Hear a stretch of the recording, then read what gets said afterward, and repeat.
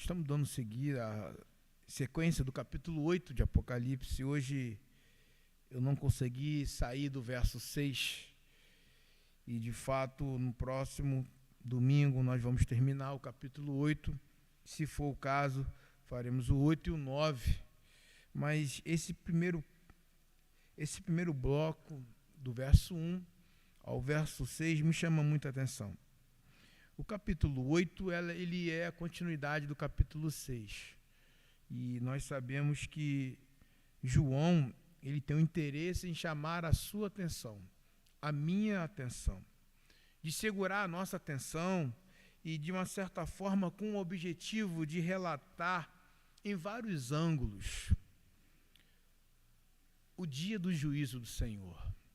É por isso que João tenha o trabalho e se dá o trabalho de escrever Apocalipse com tanta clareza, mesmo diante de tantas visões que nós não estamos acostumados a lidar, né, de dragão, cavalo de várias cores, selos, né, todo esse cenário que ele cria é para, de uma certa forma, evidenciar um único objetivo: o juízo de Deus virá. E esse é o objetivo, o governo de Deus sobre a história. E aí, se você parar e olhar o Antigo Testamento, você vai observar, por exemplo, o relato no Gênesis. Quem se lembra quando Abraão ele vai em direção ao rei de Gerar, não sei, Abimeleque, né? Ele diz assim: antes de chegar lá, eu vou dizer que a minha esposa é a minha irmã, né? Porque ele estava com medo, ele sabia que, de fato, se ele dissesse que era sua esposa, ia talvez criar ali um tumulto, um problema maior. E aí, Deus pega Abimeleque em um sonho, diz assim: olha, você foi enganado pelo meu servo. Não é a mulher, não é a irmã dele não, é a esposa dele. Se você der sequência, eu vou pesar a mão sobre o teu reino. Sabe o que ele fez? O quê? Ô, amigão, que história é essa? Você me jogou numa furada? Toma aqui tua mulher de volta, rapaz. Quero essa mulher, quero problema para mim não. Não diferente, meu irmão, você pode entender também a relação de Deus na história, por exemplo, as 10 pragas do Egito. A relação do povo lá, quando eles estavam caminhando, e o que o povo fazia, digamos assim, só para me relacionar com vocês aqui, não ser um monólogo. O que o povo fazia enquanto trabalhava duro lá no Egito? Trabalhava de dia e o que o povo fazia à noite? Quem imagina, quem quer dar um chute aí? O que o povo fazia de noite depois do trabalho? Para ninguém dormir. Eles faziam como você está fazendo aqui hoje, Deus. Até quando? Só me esqueceu aqui no Egito? Vem me socorrer aqui, Senhor. Vem me tirar desse lugar. Eu não aguento mais esse lugar. E aí o que Deus fez? Envia Moisés. Vem um momento das 10 pragas. Então, de certa forma, meu irmão, quando você olha o desenrolar do livro de Apocalipse, com tantas metáforas, aquilo não tem nenhum poder além do que está escrito. No sentido assim, olha, o dragão, não é o dragão que vai surgir, não é o cavalo que vai vir, mas é entender como é que Deus governa a história. Ele age com coisas naturais e com coisas sobrenaturais, com um único exclusivo objetivo: a sua vontade será estabelecida. Mas ele não dorme diante da dor e o sofrimento do seu povo, porque ele entende aquilo que João 17 vai dizer, a oração sacerdotal. Sabe, o cuidado de Jesus em suplicar ao Pai: Pai, por minha causa eles serão entregues à morte, eles vão sofrer. Eu sei que o Senhor enviará algo, enviará o teu Espírito, estará sobre eles. Queridos, da mesma forma, você pode entender também o Império Babilônico. Quem aqui não se lembra? Os estágios do rei Nabucodonosor. Olha, o Império Babilônico passa por vários comandantes e volta novamente e cumpre-se a profecia do Senhor. Ele vira como fosse bicho. E depois ele cai em si, o texto diz. Ele cai em si, reconhecendo a soberania de Deus. Meu irmão, o seu Deus, ele usa as coisas naturais para que, de uma forma tremenda, ele seja reconhecido como Senhor. Assim como foi as trombetas de Jericó. Elas revelam o juízo de Deus sobre o povo idólatra. O juízo de Deus. Esse é o centro do entendimento do Apocalipse. Deus vai trazer juízo sobre o seu povo. Deus não está, à margem. Deus não está, ainda que os colocamos, ainda que a nossa incredulidade e a nossa idolatria coloque Deus em segundo e terceiro plano, mas Ele continua sendo Deus e Senhor da nossa história. Olha, interessante que o texto vai nos chamar a atenção. Quando o Cordeiro abriu o 7º selo, Apocalipse 8, varão, houve o que? O que o texto está dizendo aí? Houve no céu, cerca de meia hora. Então viu os 7 anjos que se acham em pé diante de Deus, e lhe foram dadas 7 trombetas. Veio outro anjo e ficou de pé junto ao altar, com incensário de ouro, e lhe foi dado muito incenso para oferecer como orações de todos os santos sobre o altar de ouro que se acha diante do trono. E da mão do anjo, vamos ler esse verso 4 aí, porque é de extrema importância. E da mão do anjo subiu à presença de Deus a fumaça do incenso com as orações dos santos. E o anjo tomou o incensário, encheu do fogo do altar e atirou à terra. E houve trovões, vozes, relâmpagos e terremoto. Hoje eu não vou meter as trombetas. Hoje eu vou simplesmente compreender a relação desse silêncio e com essa oração feita pelos anjos.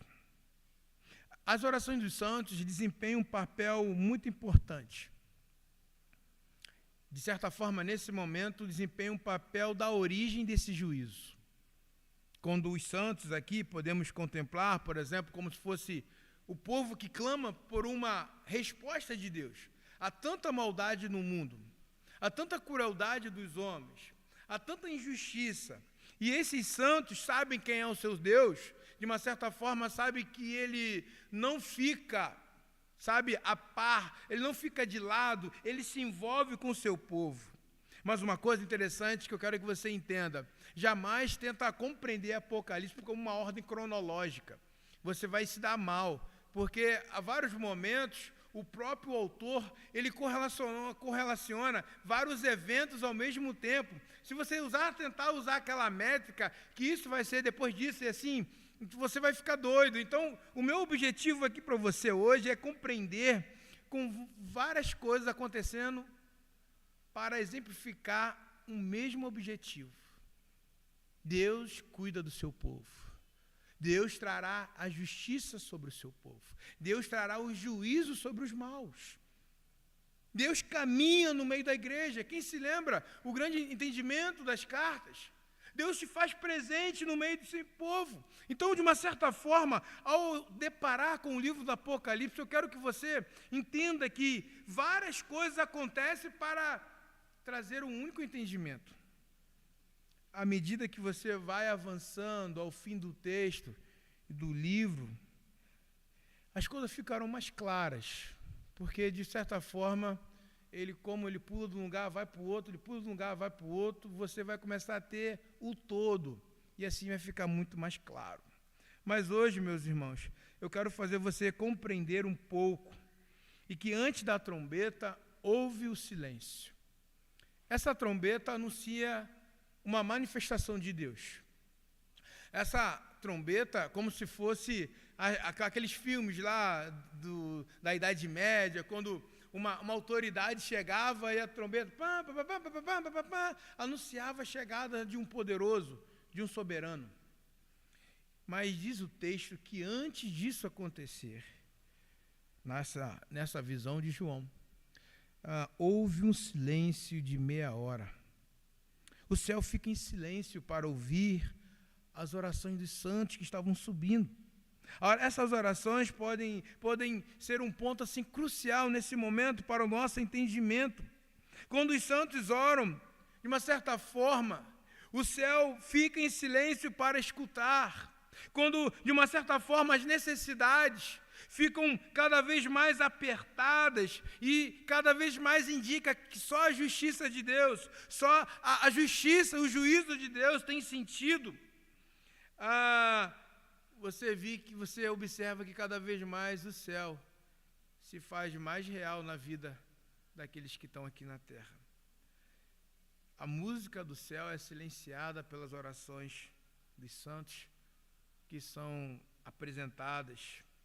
De uma certa forma, meu irmão, esse ficar em silêncio traz uma ideia de anúncio também de um momento de grande tremor. Você pode imaginar aquele momento que você fica assustado e se some a língua, te some a vontade de falar, porque também você pode compreender esse momento quando está prestes a acontecer o grande julgamento de Deus e assim o silêncio impera, porque o povo treme e teme quando Deus se manifesta. E eu começo a pensar, assim como toda a música e a trombeta sendo entoada vai anunciar, meus irmãos, a vinda do Senhor, as orações dos santos também chegam aos céus. A oração nos traz uma ideia que ao subir ao céu, não é apenas a oração contemplativa, ou uma oração repetitiva, ou uma oração de ficar meditando, mas é uma oração que de fato se exala a presença de Deus. Que quando nós nos unimos em oração, o povo de Deus está naquele lugar, sabe, moralmente unido com Deus, ligados com Deus. Não há fuga de pensamento, não há uma intenção duvidosa, pois naquele lugar, naquele momento, a única coisa que o povo mais desejava era que Deus manifestasse o seu poder, a sua glória.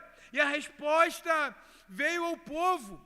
A resposta do clamor do povo veio, assim como lá em Êxodo 3, quando Deus levanta, quando Moisés pastoreava as ovelhas lá em Midian, Moisés, o meu povo tem clamado a mim, vá lá. Assim também é a resposta da oração dos santos. Deus enviará o juízo sobre os maus. As orações também vão provocar uma reação de Deus. E quando eu entendo que a oração, ela provoca, é que de fato, essa ideia do incensário, que é preenchido pelas orações, e ao mesmo tempo Deus derrama justiça. O mesmo fogo que queima o incenso sobre o altar, ele vai causar, sabe, a destruição sobre a face da terra. A mesma glória que se enche a glória dos céus, derramará agora como glória consumidora.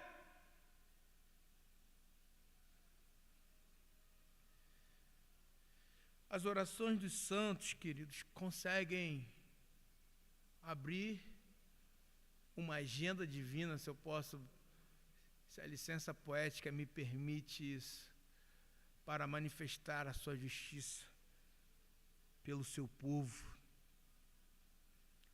socorrer o seu povo, envie em direção ao seu povo.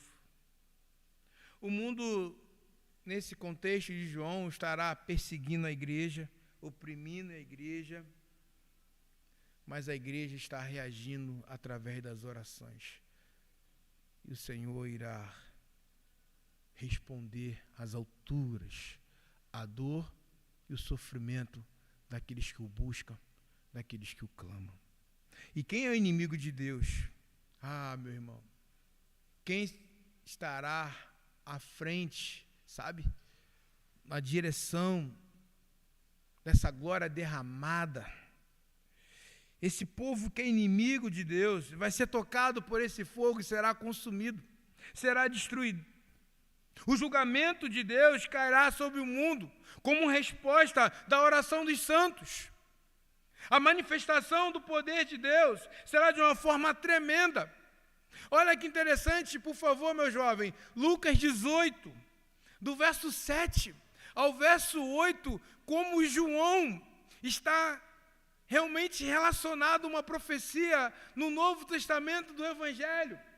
Olha, não fará Deus justiça aos seus escolhidos, que a Ele clamam dia e noite, embora pareça demorado em defendê-los. Digo-vos que depressa lhes fará justiça, contudo, quando vier o Filho do Homem, achará porventura fé na terra?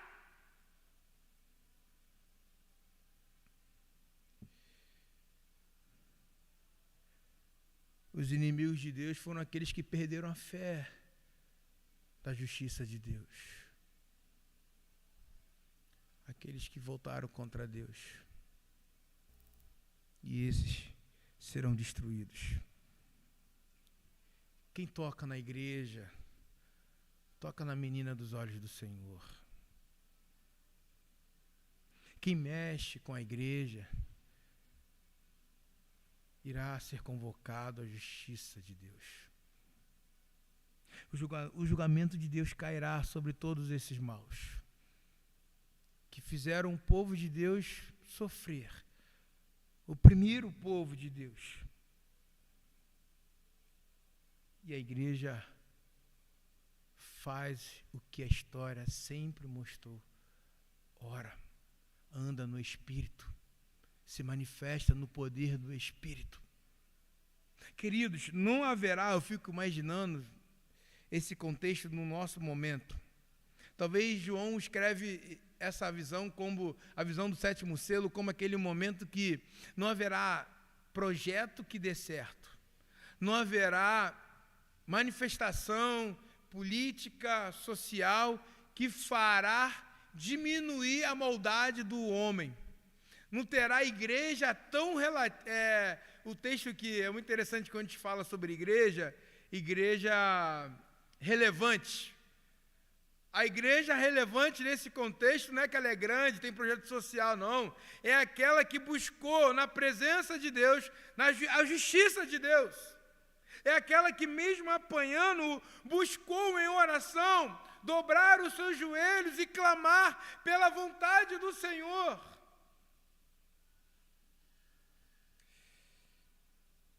As orações dos santos, meus irmãos, elas também provam que o nosso altar precisa estar muito próximo do trono do Senhor.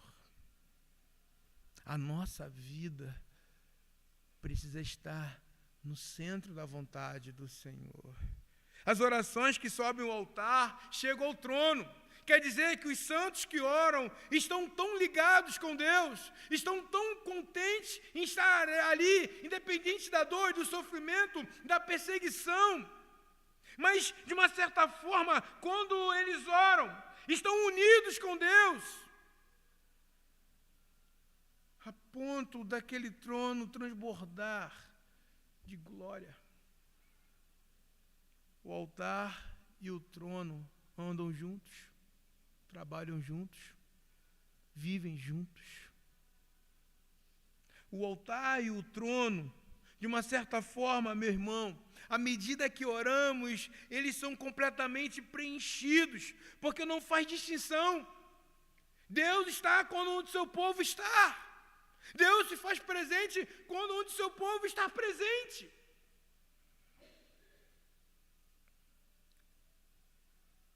Não há nada em comum que nos surpreenda, que possa acontecer quando Deus está junto com os santos.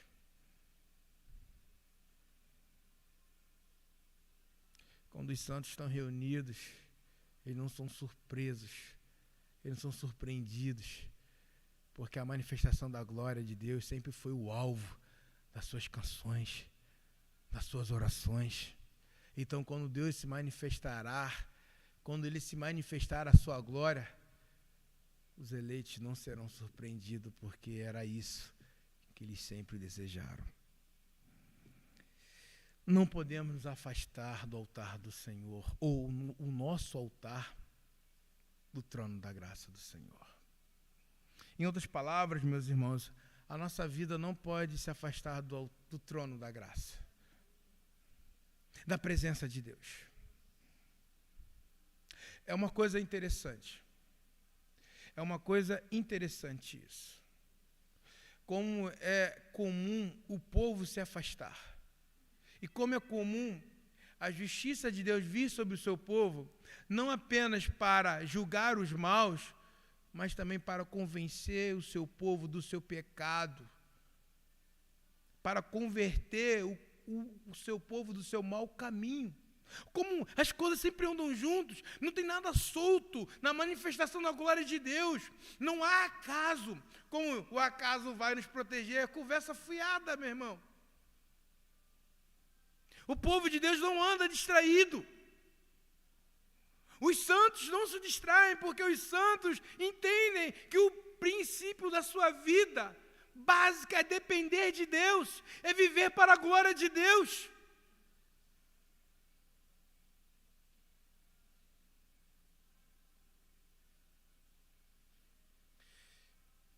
E é interessante que aqui, quando entende santos, está falando de todos. Não está falando de distinção, se foi da geração da igreja primitiva, se foi alguém da reforma, se foi alguém aqui do futuro. Quando entendemos santos aqui, estamos compreendendo uma igreja, o povo militante, o povo que adora, o povo que se curva, o povo que busca, a minha face, como diz a palavra do Senhor. Os julgamentos de Deus, queridos, atingem toda a terra, diz o texto. O texto vai dizer que o julgamento de Deus, sabe, diz que houve trovões, houve vozes, houve relâmpagos, terremotos. Porque quando Deus manifestou a sua justiça, o seu poder, não teve quem que fosse altivo, não teve obra humana, não teve segurança humana, não teve manifestação de segurança ao homem, onde o próprio homem se diz: quem tentará contra mim? Quem vai conseguir derrubar todo o meu castelo? E aí então vem a voz do Senhor, vem a voz do trono da graça, manifestando a justiça de Deus, derrubando todos os altares altivos, caindo por terra e erguendo a igreja do Senhor. Precisamos estar, queridos, com o nosso altar ligados ao trono do Senhor. Eu tenho algumas aplicações para você. É necessário reconhecer que a dor e o silêncio fazem parte de uma experiência humana, mas podemos encontrar conforto e esperança no Deus que age. Deus irá agir em prol do seu povo.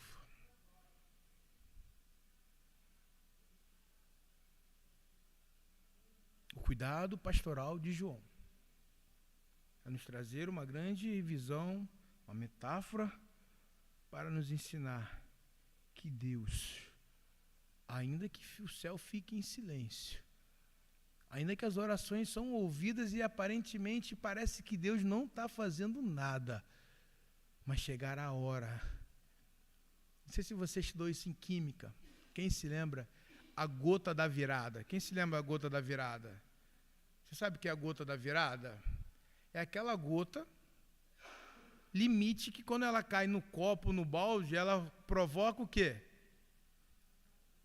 Transborde. A gota da virada. Quando subir aquela última oração que vai ser a gota da virada e o altar do Senhor transbordar, a justiça do Senhor se manifestará consolando todos os que choram. Meu irmão, o texto nos faz pensar e nos traz uma exortação a confiar na soberania de Deus. Mesmo nos momentos mais difíceis, de momentos de grande dificuldade, sabendo que Ele está no controle de todas as coisas, queridos. A minha maior preocupação é se você está me entendendo. Ou se você não quer me entender, mas uma hora dessa, cedo ou tarde, querendo você ou não, você vai entender que a soberania de Deus está com você em todos os momentos.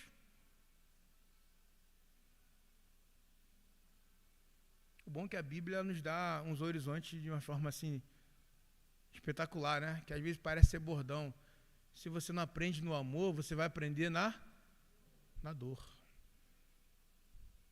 Se for o caso, necessário a dor, na dor você vai reconhecer que a soberania de Deus se faz presente nos momentos mais difíceis da sua vida.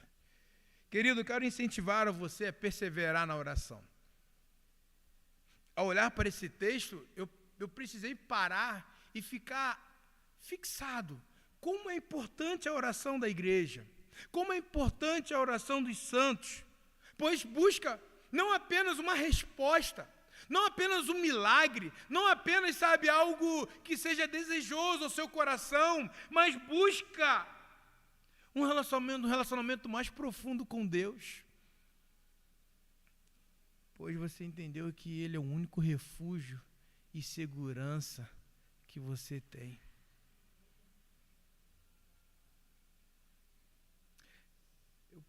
Eu preciso incentivar você a perseverar na oração. Porque quando a dor vem, e principalmente o silêncio, é algo... Quer matar o companheiro ou a companheira de raiva, você faz o quê? Fica em silêncio. Fica em silêncio. O silêncio, ele tem um poder assim, de nos causar tanto espanto, né? Deus também promove esse silêncio na nossa vida. Mas, ainda que você ache que as suas orações não tenham surtido efeito, Deus não está parado ou paralisado. Deus está trabalhando e logo, logo, Ele vai cumprir a sua vontade. Quero desafiar você a viver uma vida de retidão. É aí que eu quero que você permita que eu adentre na sua intimidade. E compromisso com os princípios divinos. Porque não adianta, meu irmão, subir no ônibus e sentar na janela e colocar o dedo na cara de Deus, achando que Ele nos deve alguma coisa. Não é assim que as coisas funcionam. O texto fala daqueles que buscam a vontade do Senhor. O texto fala daqueles que se enquadram à vontade do Senhor. E isso me causa espanto. O quanto nós lutamos e perdemos o nosso tempo em tentar enquadrar Deus nas nossas qualidades. É muito interessante, mais cedo, eu tento me aproximar de quem quer, né? Conversando com os jovens, falando assim, cara, como o ecumenismo é uma coisa muito perigosa. O ecumenismo, ele é quando o homem quer enquadrar Deus em todas as religiões e ficar por isso. É como se uma pessoa olha para as religiões com um olhar muito simplista e diz: a coisa mais incomum em todas as religiões é que ela tem um Deus. Sim, concordo. Mas só existe um que trará juízo e justiça sobre tudo e sobre todos. É aquele que tem autoridade para abrir o selo. É aquele que tem autoridade e dá ordem aos trovões, os ventos, aos relâmpagos, aos terremotos. É aquele que, de fato, luta por aqueles que são seus. É interessante, eu gosto desses filmes assim de ficção. E aí quando você vai ver por exemplo, assim, que trata questão de bruxos, né? Tem uma série boa lá na Netflix, do bruxo lá. E aí lá dentro da questão dos bruxos, dos magos, lá dentro você tem a magia do bem e a magia do mal. Eu acho muito engraçado isso. Muito engraçado. Você tem os mesmos efeitos que trabalham para o bem e os mesmos efeitos que trabalham para o mal. Não tem uma lógica nisso. Aí eu lembro do que a Escritura diz: pode uma fonte de água doce jorrar água salgada? Não tem lógica nisso. Mas, meu irmão, quando eu quero desafiar você a viver em retidão, não é apontando para os seus pecados. Quero ser como o Spurgeon diz, um mendigo apontando para o outro mendigo onde há pão. É impossível viver sem a graça de Deus. Você pode construir todos os castelos que a sua mão e a sua própria moral pode vos garantir. Mas no primeiro relâmpago, no primeiro terremoto, esses castelos irão ruir. Mas aqueles que confiam no Senhor, diz o salmista, aqueles que confiam no Senhor, não se abalam, mas permanece para sempre. Quero convidar você, meu irmão, nessa noite, a sair daqui esperando a trombeta do Senhor tocar. Como esse sinal acabou de tocar, viu? Como esse sino aí, combinou comigo, né? Tocou junto. Assim será a trombeta do Senhor. Acho que vai ser muito maior. E quando essa trombeta tocar, ela vai nos lembrar da realidade, do poder de Deus e da sua atuação no mundo. E mesmo em meio à dor e ao silêncio, podemos encontrar uma esperança no consolo da presença do Senhor. Sejamos perseverantes, meus irmãos, pelo aquilo que a Escritura diz. Ele virá. Em breve, Ele virá. Mas se Ele voltar, haverá fé na terra? Porque a fé estará nos santos. A fé estará na igreja desses santos.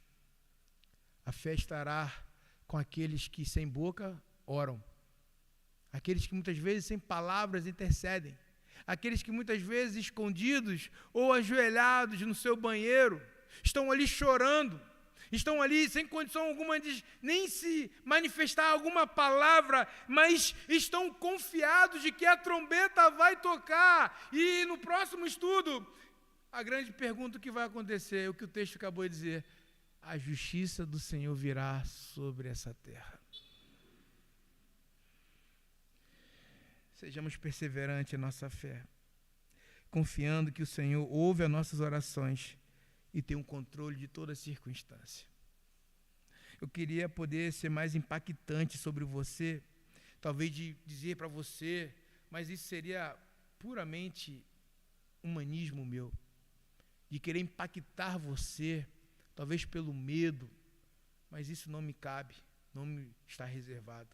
Mas aos que leram e aos que creram que Jesus virá e a justiça do Senhor virá, fica, meu irmão, o meu grande conselho para você nesta noite.